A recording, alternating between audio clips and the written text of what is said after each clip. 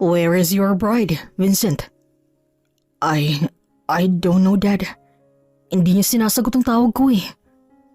Hindi kaya may masamang nangyari kay Mira? No. I'm sure alam ko na pupunta si Mira dito. Konting oras pa. Maghintay pa tayo ng konting oras pa. Pinikit ni Vincent na kanyang mamata upang pakalmahin ang kanyang sarili na kanina pa nag-aalala para kay Mira na hanggang ngayon ay hindi pa rin dumarating sa simbahan. Dapat kanina pa ito nandito, pero kahit ni anino nito ay hindi pa rin nagpapakita. Sinusubukan kong i-kontakin si Mira, pero hindi niya rin sinasagot ang cellphone niya. Tito, don't worry, iho. Everything will be fine. Darating ang anak namin at matutuloy ang kasal ninyo. Traffic lang talaga sa ibang lugar na dadaanan nila, kaya wala pa siya. Sanang habalae. Sana'y walang nangyaring hindi maganda kay Mira. Nagkakagulo ng lahat dahil sa hindi pagdating ng bride nang bigla nilang bumukas ang pinto ng simbahan. Ang lahat ay nabuhay ng loob sa pag-aakalang si Mira na yon. Pero bumagsak lang ang mga balikat ni Vincent nang makita niyang si Christine ito, ang kanyang kababata. Kinabahan siya nang makita ang mukha nito. Ganun na lang ang pagkabog ng kanyang dibdib habang naglalakad palapit sa kanilang babae. Lumalakas na rin ang bagbubulungan ng mga tao sa kanilang paligid. Nakay Christine ang mga mata nila nang huminto ito sa kanilang harapan. I'm sorry, Vincent, but the wedding is off. Natulala si Vincent sa kanyang kababata at hindi agad nakapagsalita. Parang ayaw niyang tanggapin ang sinabi ng babaeng kaharap niya ngayon. What? What did you just say? Alam ko na hindi maging madali sa ang bagay na to. Pero hindi na matutuloy ang kasaling dalawa ni Mira. Dahil si Mira, hindi na siya darating. No, hindi totoo yung sinasabi mo. Darating si Mira at matutuloy ang kasal namin. Hindi na darating si Mira dahil sumama na siya sa ibang lalaki. Napasingap ang lahat nang dahil sa sinabing yun ni Christine. Diyos ko, hindi totoo ang bagay na yan. Hindi ganong klaseng babae ang anak ko. Sorry to disappoint you, Mrs. De Los Santos. Pero yun po ang nakalagay sa text ni Mira sa akin. Humihingi siya ng pasensya sa inyong lahat dahil hindi siya makakarating sa kasal ng dalawa ni Vincent. Sinabi niya pa na hindi niya kayang pakasalan ng isang tulad ni Vincent. Parang biglang nanghina si Vincent at napahawak na lang sa balikat ng kanyang ama habang pinapakinggan ang masamang balita na dala ni Christine. Hindi niya matanggap na nagawa ni Mira sa kanyang ganung bagay. Hindi niya na masabi kung ano ba ang kanyang nararamdaman. Galit, lungkot, sakit. Hindi niya masabi kung alin doon ang totoo. No. Hindi pwedeng gawin ni Mira sa akin to. She loves me, Christine. Mahal na mahal ako ni Mira. At ganun din ako sa kanya. Kaya paano niya magagawang bagay nito sa akin, ha? Hindi ko alam. Pero isang bagay lang sigurado ako. Nakagawa rin ng desisyon si Mira. At yun ay yung umatras sa kasal ninyo. Dahil hindi kanya kayang mahalin tulad ng inaakala mo. Tumulo ang luha sa mga mata ni Vincent bago siya mapaluhod dahil sa labis na panghihina. Ang mga tao sa paligid ay puno ng awa ang mga mata habang nakatingin sa kanya. Hindi nila lubos akalain na magagawa ni Mira ang bagay na yun kay Vincent. At hindi nila maiwasang makaramdam ng panghihinayang at galit na sa ginawa nitong pag-iiwan kay Vincent sa ere. Sa kabilang banda, walang mapaglagyan ng kaligayahan ni Mira habang sakay siya ng kotseng maghahatid sa kanya sa simbahan kung saan naghihintay si Vincent sa kanya. Kapag naaalala niyang mga araw kung saan nagpaplano pa lang silang dalawa ni Vincent para sa kanilang kasal, hindi niya na maiwasang hindi maluha dahil sa labis na kaligayahan. Ma'am, magpapagas lang po ako Parang umatras ang luha sa mga mata ni Mira nang marinig niyang sinabi ng kanyang driver. Napailing na lang siya bago tumingin sa labas ng sasakyan kung nasaan siya ngayon. Good timing ka talaga, kuya. Nagmo-moment na ako rito. Pasensya na po talaga, ma'am. Hindi ko po kasi napansin na paubos na yung gas ng sasakyan . Sige na, kuya. Bilisan mo na lang dahil baka malate pa ako sa kasal namin . Magbago pang isip ni Vincent sa akin. Napapailing na lang si Mira dahil sa nangyari. Alam niyang maaga pa naman pero excited na siya. Excited na siyang makita ang lalaking mapapangasawa niya. Kinuha niya muna ang kanyang cellphone para sana libangin muna ang kanyang sarili. Pero nagulat siya nang wala pang ilang minuto nang makabalik na ang kanyang driver. Hindi na siya nag-abalang tingnan pa ito lalo na nang muli na nitong paandarin ang kanilang sasakyan. Kuya, malayo pa po ba tayo? Dapat 10 minutes lang yung biyahe natin, di ba? Sa hotel lang naman tayo nang galing. Aniya, pero wala siyang natanggap na sagot mula sa lalaki. Kaya naman tiningnan niya ito at ganun na lang kanyang pagkagulat nang makita niyang hindi na ito ang kanyang driver. Agad nilukob ng matinding kaba ang dibdib ni Mira, lalo na nang mapagtanto niyang ibang ruta ng kanilang dinadaanan at hindi na yun papunta sa simbahan. Sino ka? Bakit ikaw nagmamaneho ng sasakyan? Nasaan ang driver ko? Ihinto mo ang sasakyan! Napag-utusan lang din ako, ma'am. Tsaka yung kasama ninyo, nandun sa banyo. Napahimbing yata ang pagtulog. Anong ginawa mo sa kanya? Ihinto mo yung sasakyan! Hindi ko pwedeng gawin yan. Makakatakas ka kapag ginawa ko yun. Ang kabilin-bilinan ni bossing sa akin, dalhin kita sa lugar na yon. Sinong nagutos sa'yo, ha? Bababa na ako. Kapag hindi mo itinigil ang sasakyan, tatawag ako ng pulis. Hindi na hinintay ni Mira ang magiging sagot ng lalaki. Mabilis nang kinuha ang kanyang cellphone at pumindot doon ng kahit na anong number. Hello? Tulungan mo ako! Ay, anak nang... Makulit ka ngang talaga, ha? Akin na yan. Nagulat si Mira nang biglang kuhanin ng lalaki ang kanyang telepono at itapon yon sa kung saan. Kukuhanin niya sana yon nang bigla nilang may nang-spray sa kanyang mukha ang lalaki. Biglang umikot ang paningin ni Mira. Nanlambot ang kanyang katawan at bumagsak na lang siya sa kanyang kinauupuan. Bago pa man siya mawala ng malay, naisip niyang maamo at nakangiting mukha ni Vincent na alam niyang hinihintay na siya ngayon sa simbahan. Napasinghap si Mira nung pakiramdam niya na parang mauubusan na siya ng hangin. Idinilat ng kanyang mga mata pero puro itim lang ang kanyang nakita. Sinubukan niya ring igalaw ang kanyang mga kamay at paa pero hindi niya nagawa yun. Doon niya lang napagtanto na nakatali pala ang kanyang katawan at may piring ang kanyang mga mata. Tulong! Nanginginig at paos ang boses ni Mira nang subukan niyang magsalita. Nasaan ako? May tao ba yan? Tulungan niyo ako! Naiiyak na si Mira dahil sa lagay niya ngayon. Alam niyang wala siyang kalaban-laban sa kahit na kanino. Wala na siyang lakas. Tanging paghikbi na lang kaning nagagawa dahil kahit na pagsasalita ay hindi niya na magawa. Vincent, tulungan mo ako. Napaigtan siya nang may marinig siyang ingay sa kung saan. At maya-maya, nakarinig ng sunod-sunod na yabag si Mira. Kaya na may nagpanik siya at sinubukang gumalaw. Pero masyadong mahigpit ang pagkakataling ginawa sa kanya na halos hindi na siya makagalaw ng maayos. May tao ba dyan? Sino ka? Nasaan ako? Bakit mo ako dinala rito, ha? Naging sunod-sunod ang pagtatanong ni Mira habang pinapakaramdaman ng tao sa kanyang paligid. Kahit na nangangatog na sa takot, sinika pa rin ni Mirang magpakatatag dahil naniniwala siya na may darating upang siya iligtas.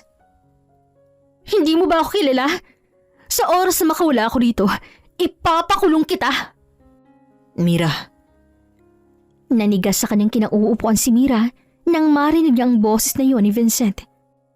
Hindi siya pwedeng magkamali. Alam na alam niya ang boses ng lalaki.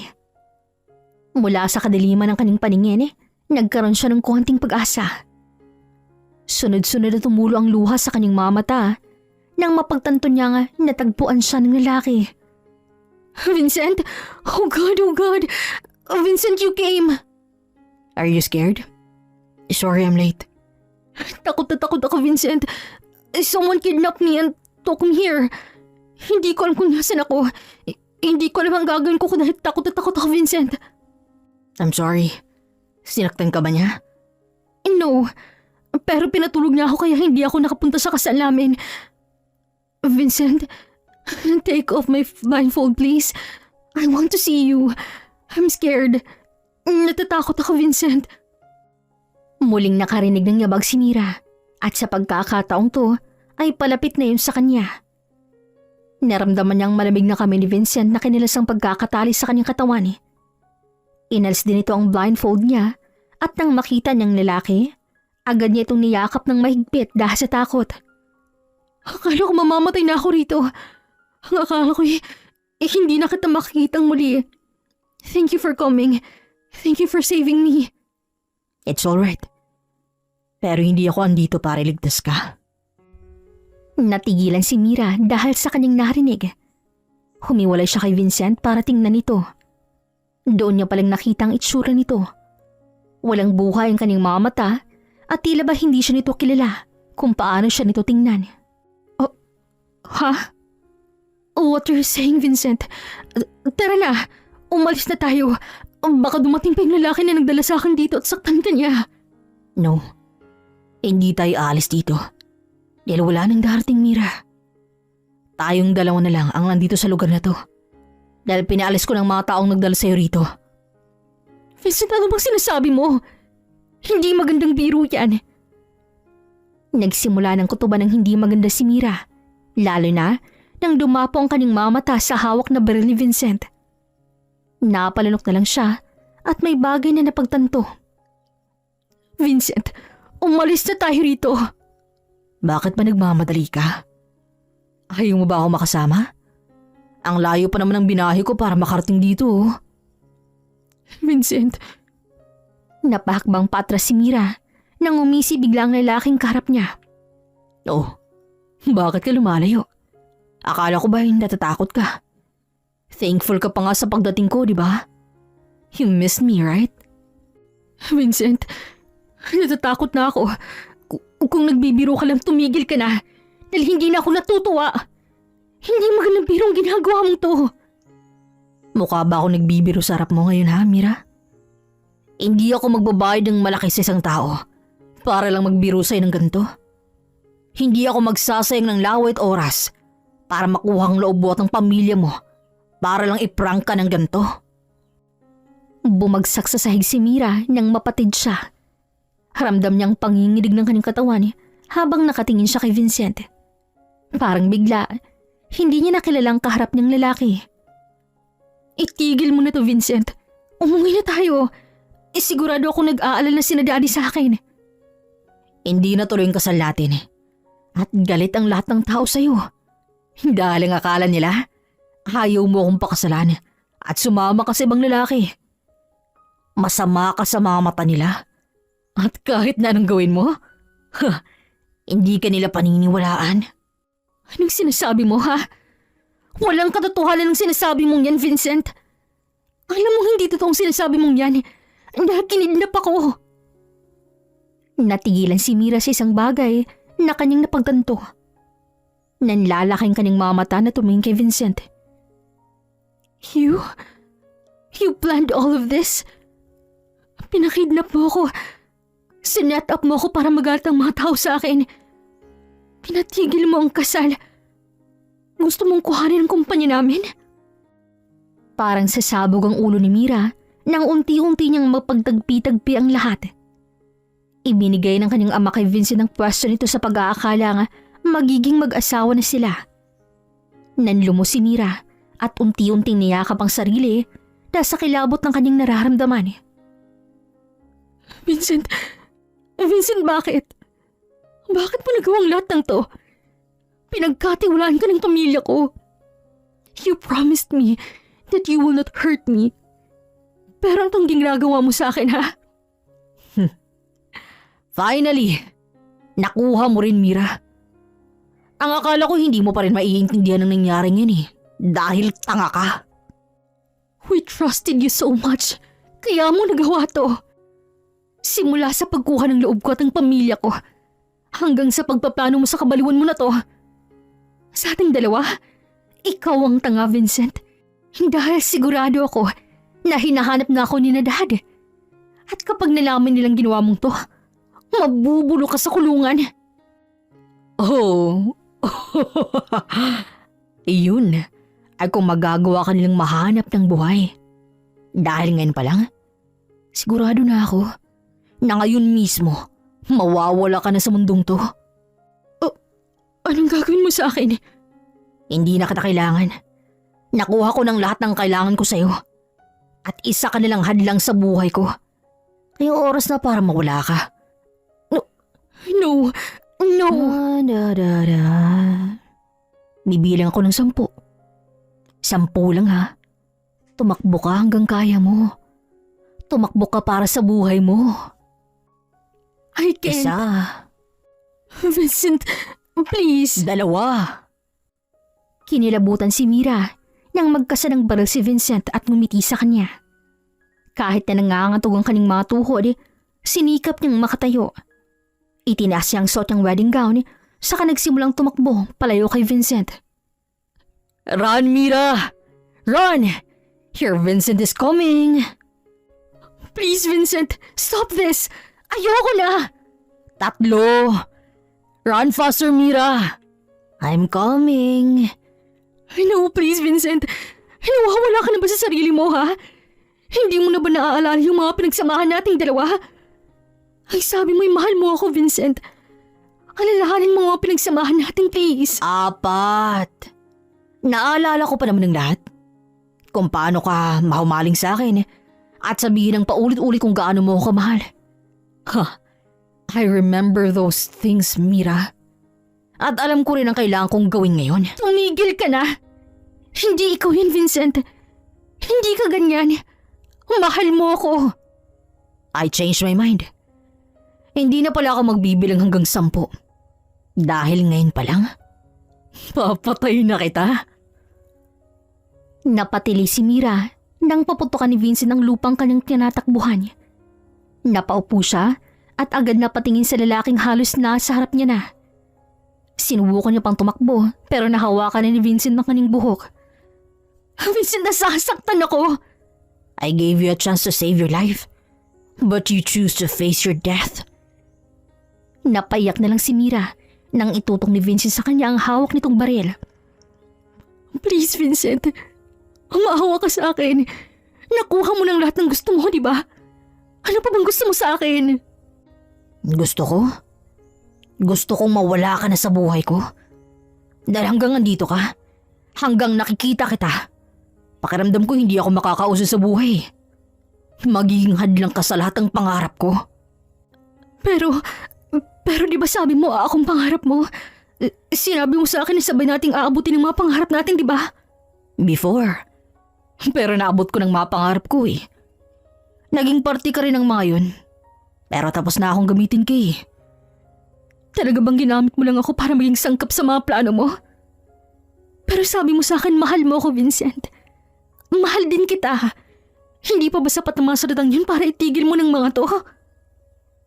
Nakita ni Mira na lumambot ang ekspresyon ng mukha ni Vincent. Pero di rin ng tagal ay bumalik ang pagiging mabangis nito. Minahal din naman kita, Mira. Pero mas mahal ko ang meron ka. Kaya oras na para iwan ka. Vincent. Tinaas ng lalaking hawak nitong baril at walang pagdadalawang isip na kinalabit ang gatilyo. Naramdaman ni Mira ang malamig na metal na bumaon sa kanyang tiyan, ang pag-agos ng dugo sa kanyang bibig at ang pagkalat ng mainit na likido sa kanyang tiyan. Hanggang sa susunod na buhay, Mira. Napapikit si Mira nang muli niyang marinig ang pagputok ng baril ni Vincent at ang muling pagbaon ng bala nito sa kanyang katawan. Nais mang sumigaw ni Mira, wala siyang lakas. Unti-unti nang lalabo ang kanyang paningin hanggang sa tuloy na itong mandilim. Ngunit, lingid sa kaalaman ni Vincent na mula sa malayo, may isang taong nanunood at nakasaksi sa krimen na kanyang ginawa. Hawak nito ang mga litrato at video na magiging ebidensya upang maidiin siya sa kasalanang ginawa. Kitang-kita nito kung paano linisin ni Vincent ang katawan ni Mira at itapon sa isang lugar na malabong makita ng kahit na sino. Umalis si Vincent na may ngiti sa labi sa pag-aakala nga naging matagumpay ang kanyang mga ginawa. Pero hindi niya alam, si Mira'y buhay pa at hindi pa nalalagutan ng hininga. Hindi ka pwedeng mamatay. Marami ka pang kailangang pagbayarin. Marami ka pang babalikan. Kaya lumaban ka. Kumapit ka, Miss Mira. Parang binugbog ng ilang ulit ang buong katawan ni Mira nang muli siyang makaramdam. Napapaingit siya dahil ramdam niyang sakit at kirot ng bawat parte ng kanyang katawan. Ang malalim na sugat sa kanyang tiyan at dibdib na tila may ibinaon doon na matigas na bagay. Vincent. Nabanggit niya na lang ang pangalan nito nang muli niyang maalala ang nangyari. Tumatakbo siya, hinahabol siya nito habang may hawak na baril. Bumilis ang pagdibok ng kanyang puso at hingal na hingal siya. Tumigil ka na. Miss Mira, Tama na, Vincent. Nanginginig na ang buong katawan ni Mira. Diya sa labis sa takot dahil nakikita niyang palapit na ng palapit si Vincent sa kanya. Parang hindi niya na ito nakikilala dahil sa malademonyong ngiti nito at nanilisik na mga mata habang nakatingin sa kanya. No. No, please. Miss Mira, gumising ka. No, please. Don't do this to me. Miss, No! Napabangon na lang si Mira kasabay ng pagdilat ng kanyang mga mata. Pero hindi pa man nakakalipas ang ilang minuto nang indahin niya ang mga sugat niya. Napasigaw na lang siya dahil sa labay sa sakit ng kanyang nararamdaman. mahiga ka muna, Miss Mira. Sariwa pa ang mga sugat mo. Baka bumukang mga yan. Napatingin siya sa lalaking nagsalita at ganoon nila ang kanyang gulat nang makita niyang si Noah iyon, ang kanyang bodyguard. Noah, anong ginagawa mo rito? Teka, nasan ako? Inilibot ni Mira ang kanyang paningin sa paligid. Doon niya lang napansin na nasa isang maliit siyang kwarto at puro benda ang kanyang katawan. Andito ka sa bahay ko. Magiging ligtas ka rito. Kaya pwede kang maging komportable at magpahinga ng hindi iniisip ang panganib. Inalalayan siya ng lalaking muling makahiga. Ikukuha kita ng tubig. Pagbalik ko, sasabihin ko sa iyong lahat ng nangyari. Hindi na nagsalita si Mira. Pinanood niya lang si Noah umalis upang ikuha siya ng tubig. Hindi niya alam kung ano ang dapat na isipin niya. Kaya mas minabuti niyang hintay na lang na makabalik ang lalaki. May gusto ka bang kainin? May mapagkain sa kusina. Pwede rin naman kitang ipagluto kung may iba kang gustong kainin. Anong nangyari? Wala ka talagang maalala sa mga nangyari?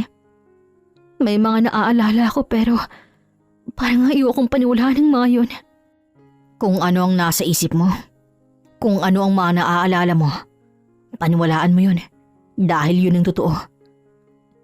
Si Vincent. 2 linggo ka na rito sa bahay ko. Wala kang malay at natutulog. May kaibigan akong doktor at siyang tumulong sa akin para gamutin ang mga sugat mo. Dahil naisip ko na kung dadaling kita sa ospital, sigurado akong malalaman ni Vincent na buhay ka at hindi siya nagtagumpay sa plano niya. Sigurado din akong babalikan kanya ulit. Natahimik si Mira. Parang mas lalong sumakit ang kanyang dibdib dahil sa narinig. Parang hindi pa rin siya makapaniwala pero malinaw na malinaw sa kanyang alaala kung ano ang mga nangyari nung gabing yun. Sa mismong araw ng kasal niyo, pinatay ka ni Vincent. Pero walang nakakaalam. Ang alam ng lahat ng tao, pati na rin ng mga magulang mo, sumama ka sa ibang lalaki. Dahil sa ganung dahilan sila pinaniwala ni Vincent. Sinubukan kang hanapin ng mga magulang mo, pero pinatigil din nila ang paghahanap. Dahil, yun, minanipula rin ni Vincent ang lahat. At sinabing hindi ka na kailangan hanapin dahil may kasama ka ng ibang lalaki. Tama na. Hindi lang si Vincent ang nagplano ng lahat ng to, kundi pati na rin si Christine, ang kababata niya. Planado nila kung paano ka aalisin sa buhay nila para nang sa gayon, makamkam nila ang lahat ng meron ng pamilya mo. That's enough. At ngayon, nagsisimula na si Vincent sa kanyang kasamaan. Balak niyang kuhanin ang yaman ng pamilya mo at paniwalaan ng lahat ng tao na siya talagang biktima. Tumigil ka na! Hindi napigilan ni Mira nang magtaas ng boses sa kaharap ng lalaki na hindi man lang nagpakita ng kahit na anong reaksyon o ekspresyon sa mukha. Tumigil ka na dahil naiintindihan ko na. He never loved me. Pinaniwala niya ako sa sinungaling ng pag-ibig para makuha niya ang loob ko at may sagawa niyang lahat ng kasamaan niya. Naiintindihan ko ng bagay na yun. At galit na galit ako ngayon. Galit na galit ako sa taong gumawa sa akin ito. Tumango si Noah bilang tugon sa kanya. Wala siyang puso. Wala silang puso. Pagbabayaran nilang ginawa nilang to sa akin. Pinapangako ko na ako ang magiging bagungot nilang lahat. Ang lahat ng mga taong nanghusga at pinili akong maging kalaban. Hinding-hindi ko sila makakalimutan. Iisa-isahin ko sila. Babalikan ko silang lahat at ipapatikim ko sa kanila ang galit ng babaeng pinatay nila sa kanilang isip at puso. Tumulo ang luha mula sa mga mata ni Mira. Lumuluha siya, hindi dahil nasasaktan siya, kundi dahil natatakot siya. Natatakot siyang maparusahan ng iba ang mga taong gumawa nito sa kanya at hindi niya magawa ang pagbabalik niya. Galit na galit siya at pakiramdam niya, anumang oras, ay sasabog na siya dahil sa sobrang galit. Tandaan nilang mukha ko. Hindi nila dapat makalimutan ang pagmumukhang to. Dahil ito ang magiging multo nila. Babalik ako at ipaparamdam ko rin kay Vincent ang pait ng pinaramdam niya sa akin. Kung paano niya ako sinaktan, dodoblehin ko yun at sisiguraduhin kong hindi na mabubura sa isip niya si Mira de los Reyes. Kung may plano kang gustong gawin, asahan mong makukuha mo ang suporta ko. Pero kailangan mo munang magpalakas. Hindi ka pwedeng bumalik sa inyo ng ganyan ang kalagayan mo. Sigurado akong hindi ka mananalo sa kanila. Kulang pang lakas ko. Hindi pa sapat ang tapang na meron ako ngayon para manalo. Kaya kakailangan kita, Noah. Kahit na ano, Miss Mira. Alam mo kung gaano ako katapat sa'yo. Dahil tulad mo, utang ko rin ang buhay ko sa'yo. Mabuti na nagkakalinawan tayo. Sa panahon ngayon, mahirap nang magtiwala sa mga taong nasa paligid natin. Dahil hindi natin alam kung tunay ba ang kanilang pinapakita o palabas lang yun upang magtagumpay sila sa kanilang mga plano. Kahit na ang taong lubos mong pinagkakatiwalaan ay kaya ka ng saktan para lang sa sarili ng kaligayahan. Pwede ka magtiwala sa akin ng higit pa sa sarili mo, Miss Mira. Ipinapangako ko sa'yo na luluding mga taong nanakit sa'yo ng ganito. Noah, gusto kong bumalik sa bahay namin at maging mata ko upang malaman ang bawat kilos ni Vincent at Christine. Hindi sapat ang tapang at lakas para pagbayarin sila. Kailangan ko rin ng ebidensya. Buo na ang loob ni Mira sa kanyang naging desisyon. Babalik siya at ipaparamdam na kay Vincent ang multo ng kahapon. Handa siyang tumayo sa sarili ng mga paa upang gawin ang mga bagay na yon. Pero kakailanganin pa rin talaga niya ng tulong ni Noah. Ipinagluto kita ng steak dahil paborito mo yun, di ba? Kumain ka ng marami para mabilis kang bumalik ng lakas mo. Kumusta ang mansyon? Ayos naman ang bahay ninyo. Ang mga magulang mo naman, halatang nag-aalala pa rin. Dahil hanggang ngayon, wala pa rin silang balita sa'yo. Hindi rin naman sila nakapagsumbong sa mga pulis. Dahil ang buong akala nila, sumama kasi bang lalaki. Ang galing talaga ni Vincent. Hindi ko lubos akalain na kaya niya akong isuplong ng ganito. Makuha lang ang yaman ng pamilya ko. Oo. At nalaman ko rin na unti-unti niyang tinitake over ang buong kumpanya niyo. Dahil hindi na nabawi ng papa mo ang prastang binigay nito kay Vincent. Kahit na hindi natuloy ang kasal ninyo, natuloy naman pag-upo ni Vincent sa kumpanya niyo, Miss Mira. Ayos lang. Hayaan mo lang siyang magsaya. Hayaan mo lang siyang gawin ng lahat ng bagay na gusto niyang gawin. Dahil darating ang araw na mawawala rin sa kanyang lahat ng yun. Gagapang din sa hirap ang taong yan at magmamak-awa sa harapan ko. May gusto ka bang ipagawa sa akin? Wala. Wala muna. Kung gusto mo, ipagpatuloy mo ang pagbabantay sa kanila. At kung maaari din, huwag mong hahayaang mapahamak si Dad at Mom. Huwag mong hahayaang pati sila ay gawa ng kahiyupan ni Vincent. Naiintindihan ko. Gusto mo bang pauwiin ko muna sila sa properties ng ibang bansa? Para mapalayo sila kay Vincent at mas maging madali para sa akin ang pagmamadyag sa mansyon. Maganda yung naisip mo. Tipid nang umiti si Noah sa kanya. Kung ayos na sa'yo ang mga bagay na yun, sisimulan ko nang ayusin ang ticket at mga papeles nila para makalipad na agad sila papuntang ibang bansa. Salamat, Noah. Wala nga naman yun, Miss Mira. Minsan na rin nailagay sa peligro ang buhay ko at hindi ka nagdalawang isip na iligtas ako Kaya binabalik ko lang kung anong ginawa mo sa akin. Nakahinga ng maluwag si Mira nang dahil sa narinig mula kay Noah.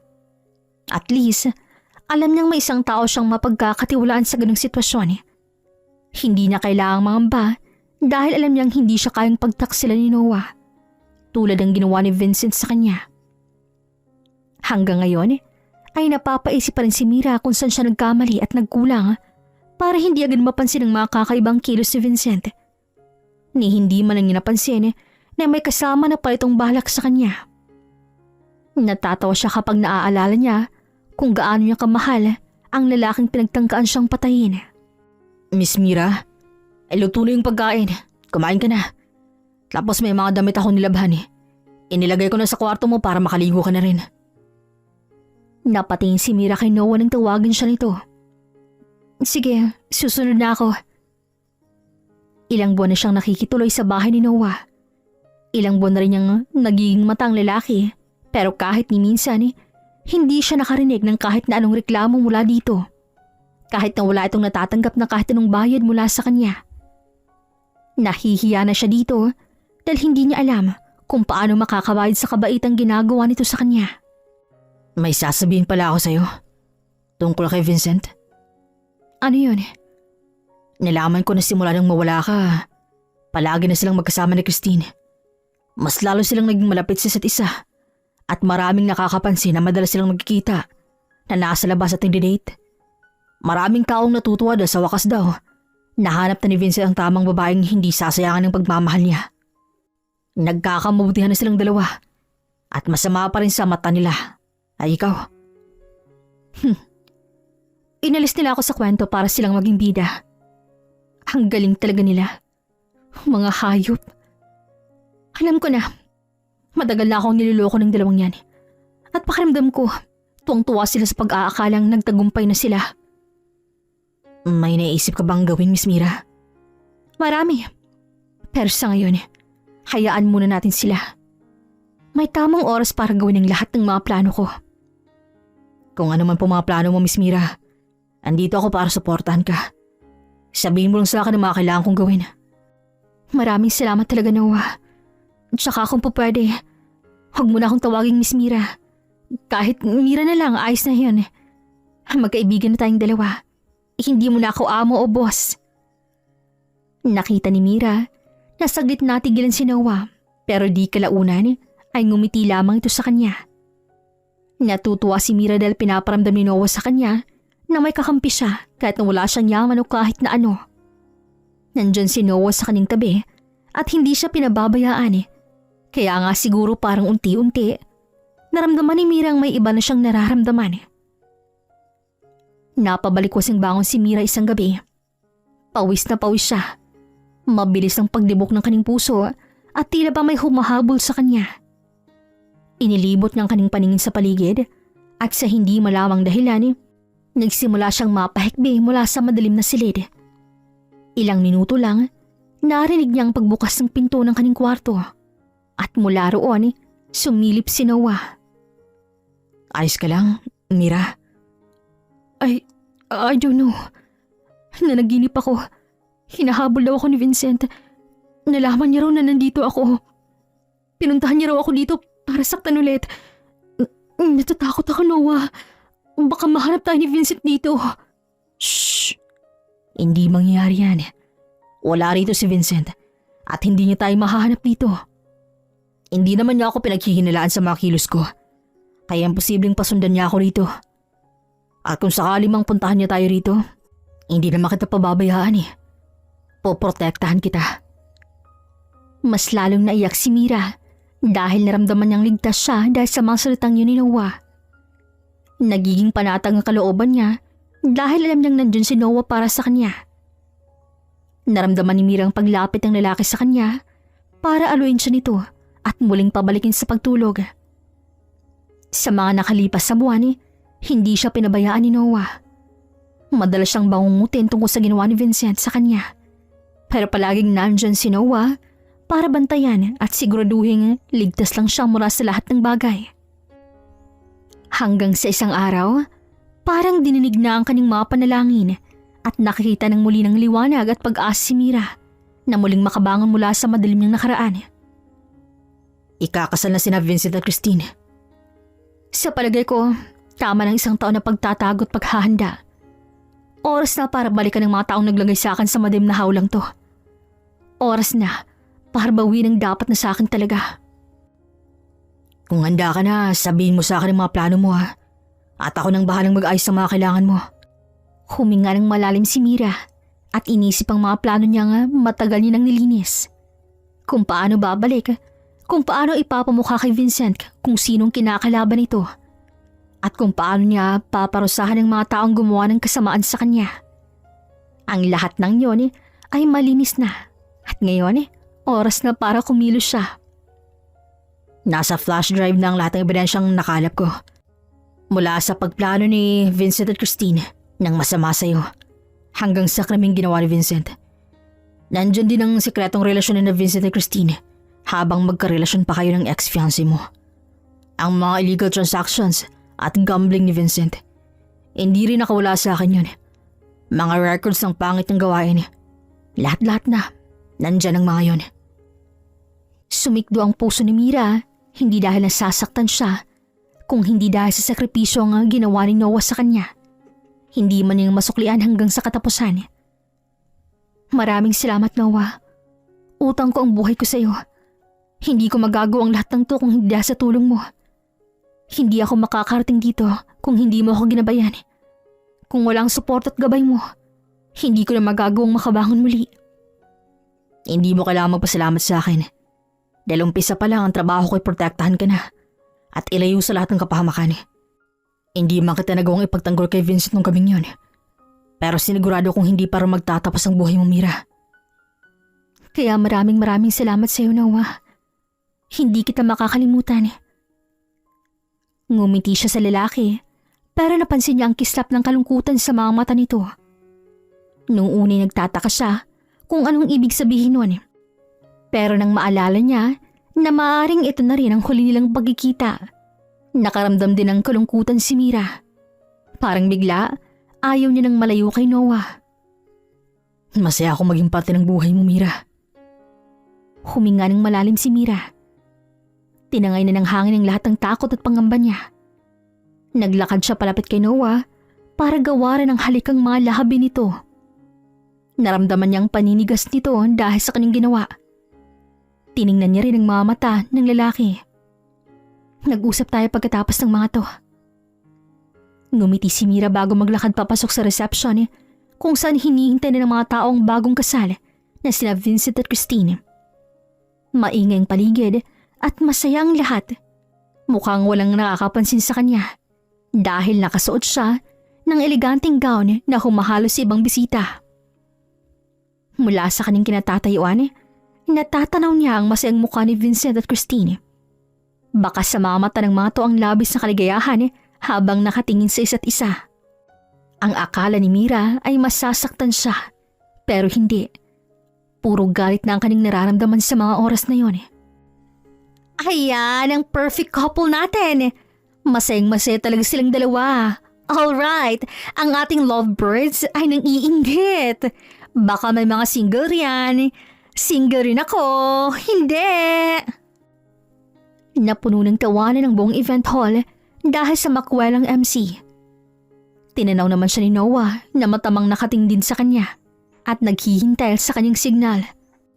Alright, bago tayo dumako sa pinakahihintay ng lahat, ang kainan, bakit hindi muna natin pakinggan ang sweet messages ng ating newlywed para sa isa't isa? Nagpalakpakan ng lahat nang inabot na ng MC kay Vincent ang mikropono. Para sa lahat ng andito, maraming salamat sa pagdalo niyo sa kasal naming dalaw ni Christine. Kinilabutan si Mira nang marinig niyang muli ang boses ni Vincent. Matapos ang 1 taong walang pagkikita at komunikasyon, hindi pa rin nababawasan ang galit niya rito. Masaya ako masaksihan yung kasal naming dalawa. And yes, finally, natuloy na rin dahil hindi na ako iniwan ni Christine. Hindi niya ako tinakbuhan. Mas pinili niyang manatili sa tabi ko kahit nung walang-wala na ako. Siyang nagpatunay na walang presyong pagmamahal. Gagawin mo ang lahat para sa taong mahal mo kahit na alam mong magiging mahirap ang lahat para sa inyo. Nakatingin lang si Mira kay Vincent habang nagsasalita. Ramdam niyang panginginig ng kanyang mga kamay at ang pag-iinit ng gilid ng kanyang mga mata. Naiiyak siya dahil sa galit. Alam niyang siyang tinutuko nitong tumakbo at iniwan si Vincent bago ang kasal nila noon. Kumakabog ng malakas ang kanyang dibdib at parang hindi niya na kayang pigilan ang kanyang sarili. Salamat din. Salamat dahil tinupad mo yung pangako natin sa isa't isa na kapag tumanda tayo, tayong dalaw pa rin ang magkasama. Hindi ko kayang gawin ang ginawa sa'yo ng unang babaeng minahal mo. Hindi kita iiwan kahit na anong mangyari. Hindi lang naman kasi yaman mo ang habol ko sa'yo Kung hindi ikaw mismo, Vincent. Mahal na mahal kita at pinapangako ko sa'yo na kahit kailan, hindi kita tatalikuran. Tulad ng ginawa ni Mira sa'yo. Napangisi na lang si Mira dahil sa kanyang narinig. Umugong ang ilang bulungan tungkol sa kanya. Mga negatibong salita na binabato sa kanya. Mga haka-hakang wala namang katotohanan. At kung ano-ano pang masasakit na salita nga dumudurog sa kanyang puso. Kaya naman mahina lang siyang natawa. Nice game, Vincent. Ako naman ang taya ngayon. At kayo naman ang kailangang magtago. Nagsasayaw sa gitna ng maliit na entablado ang dalawa. Habang may mayamos na musika, kasabay ng pag-flash ng mga litrato ng mga ito sa malaking LED screen. Pero maya-maya pa ay nag-glitch ito dahilan para mapatigil sa kanilang pagdadrama ang mga tao sa kanilang paligid. Anong nangyayari? May sira ba yung LED screen? Pwede niyo bang i-check? Nasira yung moment namin dito. Ay, wait lang po, Mr. Corillo. Sino po yung nasa monitor? Pakisuyo naman po. The real show has begun. Ngumiti si Mira kay Noah at kinindatan nito. Nakita niya pang namula ang lalaki bago ito mag-iwas ng tingin at yumuko sa laptop. Mula sa malaking screen, sunod-sunod na lumalabas sa mga litrato ni na Vincent at Christine. Pero litrato ito ng dalawa kung saan nagpaplano ng kanilang kasal sina Vincent at Mira. Kitang-kita ng mga taong pagtataksil na ginagawa ng dalawa sa kanyang likod. What is that? Sinong kumuha nito, ha? Itigil nito! Sino nagpapalabas ng mga to? Can someone shut down the screen? Nagsimula ng lumakas ang gulungan. Habang tumatagal, mas lalong lumalala ang mga ginagawa ni na Vincent at Christine na halos mapuno ng pandidiri ang mga tao sa paligid. Oh my God, Vincent! Do something! Make this thing stop! Natataranta na sina Vincent at Christine pero hindi magawa ng mga tong mapahinto ang lumalabas sa malaking screen dahil si Noah ang gumagawa ng mga yon. Sinong gumagawa nito? Sinisira yung kasal namin? Anong kailangan nyo para gawin to, ha? Kung sinong gumagawa nito yung lumabas na, akong harapin mo. Nakangiting tumayo si Mira. Hindi niya inalis ang mga mata na kay Vincent. Kinuha niyang mikropono si MC na nasa gilid at natataranta na rin sa mga nangyayari. Well, buti na lang at malakit malinaw yung LED screen na ginamit ninyo. Kitang-kita ang maganda kong regalo para sa inyong dalawa, ha? Sa pagkakataong to, nasa kanya ng atensyon ng lahat ng tao. May mga napahiyaw pa nang makilala siya. Napatras ang mga taong nakakilala sa kanya at muntik pang bumagsak. Natutuwa siyang makita ang reaksyon ng mga ito, lalo na ng dalawang taong nasa kanyang harapan na parang tinakasan ng dugo ang mukha, lalo na si Vincent habang nakatingin sa kanya. Habang si Christine naman ay parang nakakita ng multo. Hello? Na-miss niyo ba ako? Hindi na ako pinadala ng invitation, ha? Nakakatampo. Kaya in-invite ko na lang ang sarili ko. And I'm so thankful na nakarating ako dito. Kasi look at your reaction. Super priceless. Mira? Ikaw ba talaga yan, Mira? Pero paano? Oo, ako to, Vincent. Si Mira de los Reyes ang nasa harap niyo ngayon. Buhay na buhay at galit na galit. Hindi pwede. Imposible. Patay ka na. Matagal ka ng patay. Ang bahabang luksa mo ngayon. Kamamatay mo ngayon. Multo ka, di ba? Multo ka na lang. Baliw. Huwag kang masyadong matakot sa akin dahil buhay ako, no? At kaya kong patunayan yun sa'yo. Lumapit siya kay Christine at malakas itong sinampal. Muntik nang masubsob si Christine dahil sa lakas ng pagkakasampal ni Mira. Naramdaman mo ba? Di ba buhay ako? Buhay na buhay ang galit ko sa'yo. At sa'yo rin, Vincent. Sunod niyang sinampal si Vincent na mukhang natauhan na sa kanyang ginawa. Pero hindi pa rin nawawalang matinding pagagulat sa mukha nito habang nakatingin sa kanya. Sakto! Mag-asawa na kayo. Kaya mag-asawang sampal ang regalo ko sa inyo. This is not true. Hindi ikaw to. Hindi ikaw yan. You're dead. Oh, akala ko ba umalis ako? At iniwan ka sa mismong kasal natin. Pero bakit sinasabi niyong namatay ako? Oh, I forgot. Pinatay mo nga pala ako, no? Hindi ka ba makapaniwalang buhay pa ako? Hindi mo kasi ginalingan ni. Hinayaan mo ako magkaroon pa ng pangalawang buhay. Ngayon tuloy, minumulto ka na ng konsensya mo, Vincent. Mula sa screen, bigla na lang nag-flash ang gabi kung saan hinahabol siya ni Vincent na may dalang baril. Kitang-kita rito kung paano siya nito paputukan ng baril dahil para mapahiyaw siya. Ano? Nakalimutan mo na ba tong gabing to? Kung saan pinakidnap mo ang sarili mong bride habang papunta sa simbahan para palabasin na hindi ako sumipot sa kasal nating dalawa at sumama sa ibang lalaki. Marahang pumalakpak si Mira habang napapailing. Ang galing mo talagang gumawa ng kwento dahil ang daming naniwala sa kabaliwan mo. Kuhang-kuha mo sila sa kaaningan mo at nagawa mo akong masama sa mga mata nila. Pero hindi pwedeng maging masaya kayo, no? Tapos ako, iisipin yung patay na, di ba? Hindi ako ganung tao, Vincent. Hindi ko hahayaang maging masayang mga taong nanakit sa akin. Ikaw? Buhay ka talaga sa nakalipas isang taong yon? Bakit pa hindi ka makapaniwala, ha? Hala, ay oo nga, no? May alam ka nga rin pala. Kasabot ka ni Vincent sa ginawa niyo sa akin, dahil gusto niyo na kayong magkatuluyan dahil first love kayo, di ba?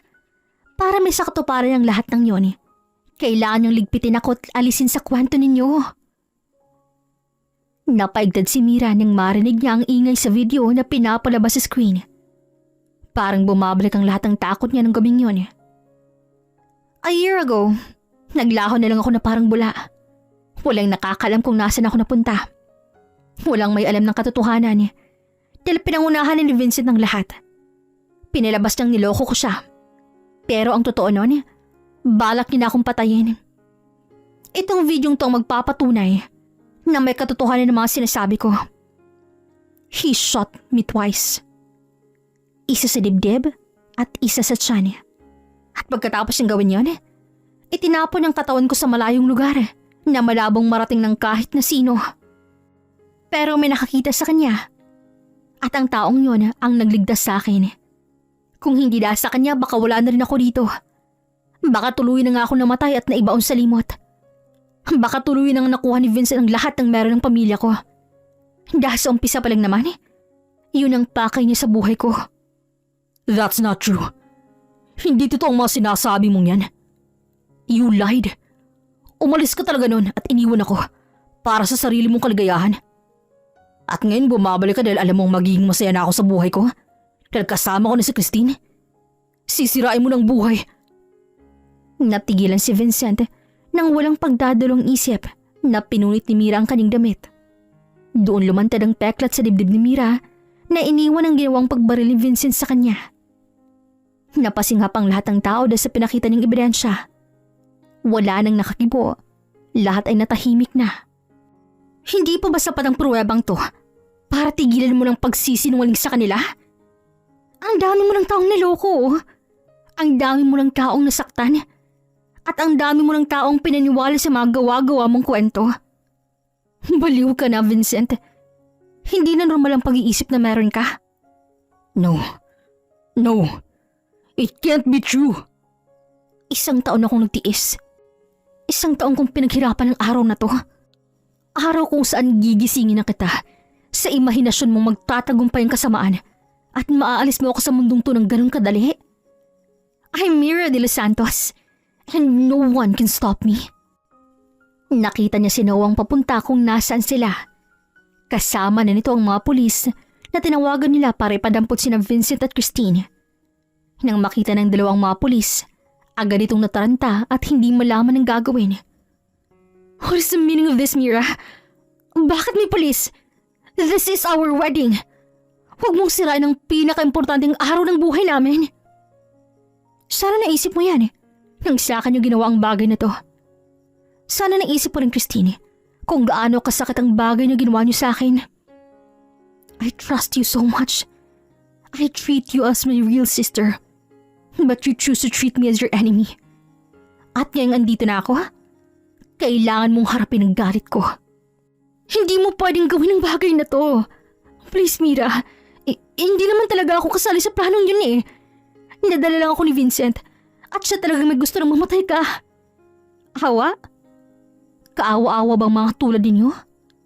Kaawa-awa bang mga taong halang ng bituka at nagawang lunurin ng sariling kaibigan para sa sariling kaligayahan? Kaawa-awa bang mga tulad nyo? Sabihin mo nga sa akin, Christine. Deserve mo ba ng second chance? Mira, kahit na kailan, hindi ka nakarinig ng kahit na anong panunumbat o masamang salita galing sa akin. Kahit na alam mo nga, may namagitan na sa amin. Sobrang lapit mo pa rin kay Vincent. May narinig ka ba sa akin? Wala. Dahil alam ko ang mga pinagsamahan yung dalawa.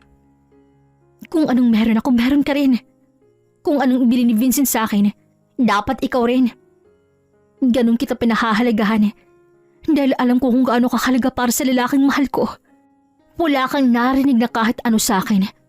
Kaya sobrang kapal mo para talunin ako. Napakakapal ng mukha mo para pagbantaan pa ang buhay ko. Para ano? Para maranasan din bang mga bagay na nararanasan ko? Sorry na lang ha. Dahil kahit anong gawin mo, hindi mo ako magagawang palitan. Hindi mo ako magagawang gayahin at tapatan. Kahit anong mahaling damit mo, pabango at alahas, hindi mo pa rin mababago ang katotohanan na isa kang lason at ang mga lason ay nabubulok sa impyerno. I'm sorry. Nagulat ang lahat nang lumuhod si Vincent sa harap ni Mira.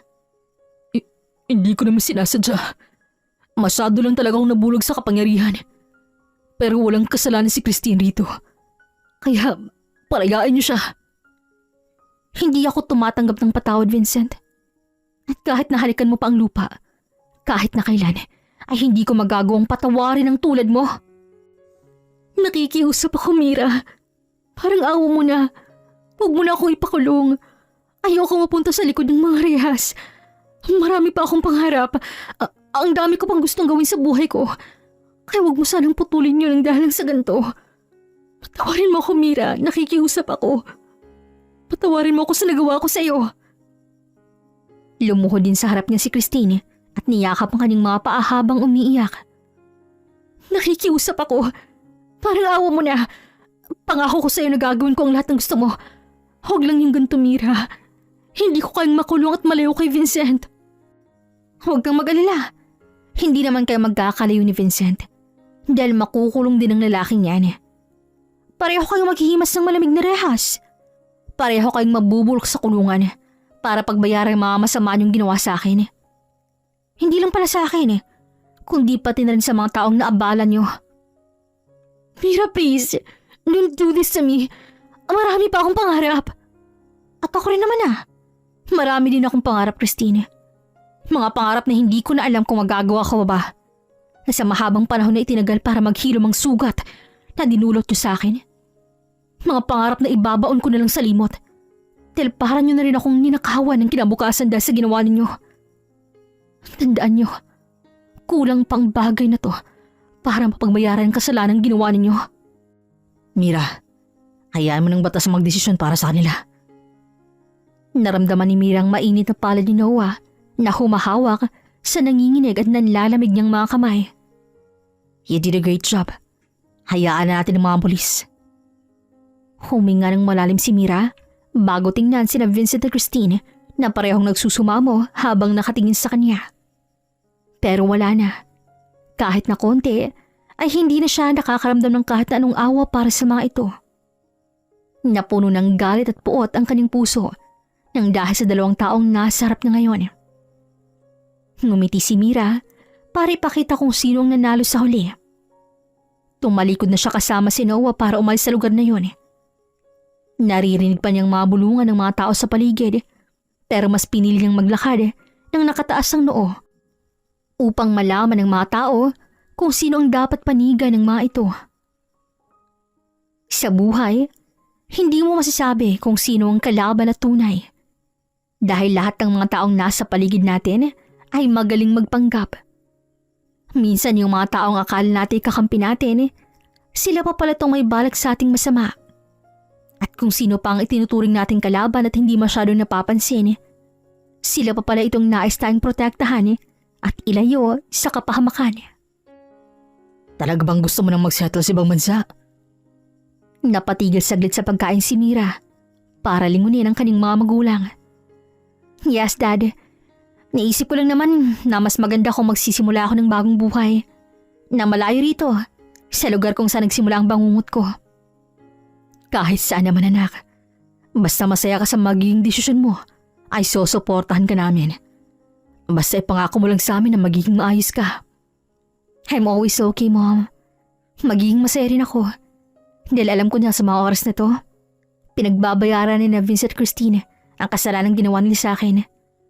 Alam ko nang hindi magtatagal ay makukuha ko na ng hustisyang matagal ko nang hinahangad. Sina Vincent at Christine ay nahatulan ng ilang taong pagkakakulong. Alam niyang hindi sapat ang parusang yon para mapagbayaran ng mga ang kasalanang ginawa nito sa kanya. Pero ipinagpasa Diyos niya na lamang ang bagay na yon. Naniniwala siya na hindi matatapos ang kaguluhang to kung puro gantihan ang mangyayari. Kung sakali mang porsigiro ka na sa naging desisyon mo, hindi ka na namin pipigilan. May sarili ka ng buhay, Mira. Alam mo na ang tama at mali. Malaki naman ang tiwala namin sa'yo na magagawa ang mga bagay na gusto mong gawin. Pero nag-aalala ako kung mag-isa ka lang sa bansang pupuntahan mo. Dad, sino nagsabi sa'yong mag-isa lang ako? Ha? May kasama ka? Sino? Kaibigan mo ba? Matatawag ko siguro siyang kaibigan sa ngayon. Pero alam kong higit pa sa pagiging magkaibigan ng tayo naming marating. Sa nakalipas sa 1 taon, nawala ang pagmamahal niya kay Vincent. Nawala ang peking pagmamahal na pinaramdam sa kanya ng dati niyang nobyo. At habang lumilipas ang panahon, nakita ni Mira ang tunay na pagmamahal. Kung ano talagang kahulugan ng pag-ibig. Hindi lang dahil tumitibok ng mabilis ang iyong puso kapag kaharap mo na siya. Ibig sabihin nun ay mahal mo na siya. Ang tunay na kahulugan ng pagmamahal ay kapag napagtanto mong kabahagi na rin siya ng buhay mo. Takot ka nang mawala siya sa'yo. Hindi ka na naghahanap ng iba. Kapag alam mong masaya ka sa piling nila. At higit sa lahat, takot kang masaktan sila. Mula sa malayo, natanaw ni Mira ang munting bahay sa gitna ng malawak na kabukirin. Ito ang lugar na naging safe place niya noong mga panahon na akala niya ay hindi niya na magagawang makabangon muli. I'm glad to be back here. Nakangiting naglakad si Mira palapit sa bahay, sinasalubong ng malakas sa sariwang hangin. Dito sa lugar na to niya napagtanto na hindi mo kailangang maging sosyal at mayaman para mahalin ka ng tao. Dahil kahit simple ka lang at walang pera, may tao pa rin handa kang iligtas at mahalin ang higit pa sa kanilang sarili. I miss this place so much. Yung lugar lang ba? Agad na napatingin si Mira sa kanyang likuran nang may magsalita roon bigla. Nagliwanag ang kanyang mukha nang makita niya kung sinong nasa harap niya. Noah! Paano naman ang tao nandito? Hindi mo ba na-miss? Natawa si Mira bago lapitan ng lalaki at yakapin ito. Naramdaman niya rin ang pagyakap na ginawa ni Noah sa kanya, kaya mas lalong humigpit ang mga braso niyang nakapulupot sa katawan ng lalaki. Finally, I'm home. Bakit hindi ka nagsabing pupunta ka pala rito? Bakit ngayon ka lang din nagparamdam sa akin matapos ang nangyari? Saglit na natigilan si Mira. Naalala niya, ilang buwan silang hindi nagkausap ni Noah matapos ang nangyaring bunyagan sa kasal ni na Vincent. Naging abala siya sa kasong isasampa sa dalawa. Bumawi rin siya sa mga taong naghihintay sa kanya ng mga panahong nawala siya. At isang bagay pa, natatakot siyang baka hindi gumana kung ano man ang nararamdaman niya para kay Noah. Ilang buwan kitang hinintay, Mira. I'm sorry. Hindi ko alam kung saan magsisimula. Masyado akong naligaw, Noah. Alam mo ang bagay na yun. Natakot akong lumayo ulit sa bahay namin. Dahil baka nasa paligid lang si Vincent o baka mainutusan siyang tao para saktan ulit ako. Naiintindihan ko. Ikaw, bakit hindi ka na muli bumalik sa bahay? Hinintay kitang bumalik pero hindi ka na ulit nagpakita. May mga bagay na hindi may babalik sa dati, Mira. Alam ko na wala akong nagawang masama sa'yo pero pakiramdam ko, pinagtaksilan kong mga magulang mo dahil sa pagtatago ko sa'yo. Hindi naman galit ang mga magulang ko. Sobrang ang pasasalamat nila sa'yo eh. Sa ginawa mo sa akin eh. Hindi mo kailangang makaramdam ng takot, Noah. Hindi ka masamang tao. Napakabuti mo. Naiintindihan ko. Pero bakit hinahanap mo ako? Doon na tuluyang natigilan si Mira. Alam niyang marami siyang rason kung bakit nandun siya sa lugar na yon eh. Pero habang tinitingnan niya sa mga mata si Noah, parang bigla siyang nablangko at hindi mahanap ang mga salitang sapat niyang sasabihin. Sana hindi maging rason ang ginawa kong pagligtas sa'yo. Dahil matagal ka nang nagpapasalamat sa akin. Matagal ko na rin tinanggap ang pasasalamat mo. Noah, nandito ako dahil... Dahil? Hindi agad nakapagsalita si Mira. Hinahanap niya ang pinakadahilan niya kung bakit nandun siya sa lugar na yon. Kung hindi mo kayang sagutin huwag ka na lang Nandito magsalita. ako dahil gusto kitang makita, Noah. Hindi ko alam. Sa ilang buwan na hindi natin pagkita, ikaw at ang presensya mong hinahanap ko. Hindi ko na alam. Para na ako napapraning sa bawat araw na hindi kita nakikita. Pakiramdam ko'y kulang ako. Hindi buong araw ko. Paano mo nasasabing mga bagay na yan? Dahil alam kong hindi na normal ang nararamdaman ko para sa'yo. Alam ko na hindi na lang basta gratefulness to. Alam kong higit pa sa pasasalamat ang nararamdaman ko ngayon. Imbis na magsalita at sagutin siya, tahimik lamang siyang tiningnan ni Noah at saka malumani na napangiti. Huwag mo akong tingnan ng ganyan, Mira. Huwag ka rin magsalita ng ganyan kung hindi ka pa sigurado sa nararamdaman mo para sa akin. Hindi ako tumatanggap ng tirang pagmamahal. Hindi ko kailangan ng attachment lang.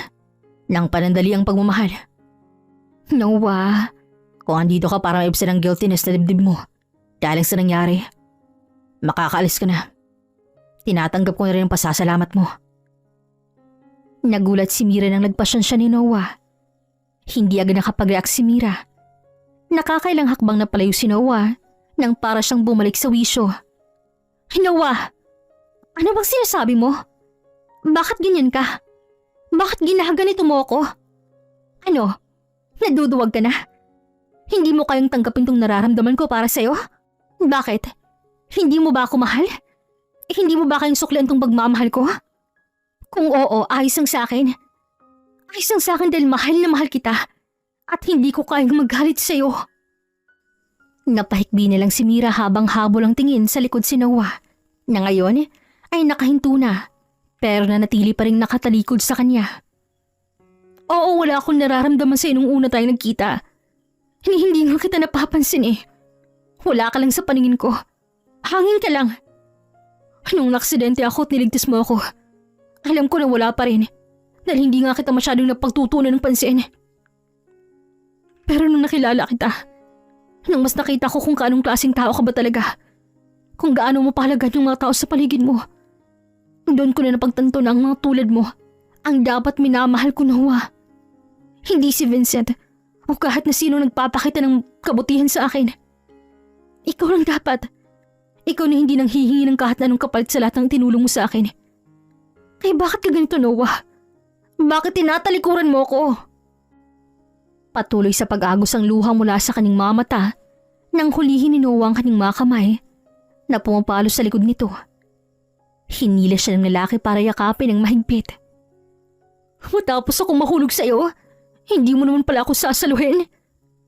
Kaya kitang saluhin. Natatakot lang ako na baka hindi naman talaga pagmamahal ng nararamdaman mo para sa akin. Baka kapag sinalo kita, doon mo lang mapagtantong hindi naman talaga akong mahal mo. Mahal na mahal kita, Noah. Ikaw ang nagpatunay sa akin na hindi ko kailangang maging mataas para mahalin ng iba. Basta magpakatotoo lang ako. May isang taong tatanggap kung sino ba talaga ako. Sorry, natakotan talaga ako. Hindi kita tinlikuran dahil mahal din naman kita. Hindi ko lang maiwasang isipin na baka may nararamdaman ka pa rin para kay Vincent. Dahil siyang mas nauna sa aming dalawa. Oo, may nararamdaman pa ako para kay Vincent. Pero hindi na pagmamahal yun, kundi galit at paghihinagpis. Wala nang pagmamahal, Noah. Napuno na ng galit ang puso ko para sa kanya dahil sa ginawa niya sa akin. Hindi ko na maisip na magmamahal muli ako ng tulad niya. Wala nang Vincent, Noah. Wala na akong ibang mahal kundi ang lalaking nasa harap ko ngayon. Iniligay mo ako sa sitwasyon na kung hindi ikaw, mas pipiliin ko na lang tumanda ng mag-isa. Mahal na mahal din kita, Mira. Alam ko na hindi magkaparehong estado ng buhay natin pero sino bang may pakialam kung langit kat lupa ako? Bastang alam ko sa mga oras na to, totoong nararamdaman ko para sa'yo. Ikaw lang naman ang pangarap ko mula noon hanggang ngayon eh. At ngayong andito ka na, hindi ko na sasayangan ang pagkakataong binigay sa akin ng Panginoon. Napapikit na lang si Mira nang maramdaman niya ang malambot na mga labi ni Noah sa kanyang mga labi. Napangiti na lang siya nang maramdaman niyang pagmamahal ng lalaki. Natanggal ang takot sa kanilang mga puso at napalitan niyo ng saya at kapayapaan. Minsan, may mga taong darating sa ating buhay na may maganda palang plano para sa atin. Pero dahil sa kakahangad natin ng mas mataas, nagiging bulag na tayo at hindi nakikita ang ibang oportunidad sa ating paligid. Hindi natin nakikita na minsan nasa tabi na pala natin ang kasagutan na matagal na nating hinahanap. Hanggang dito na lamang po. This is Regine here in Miss Teen Stories. Daghang salamat!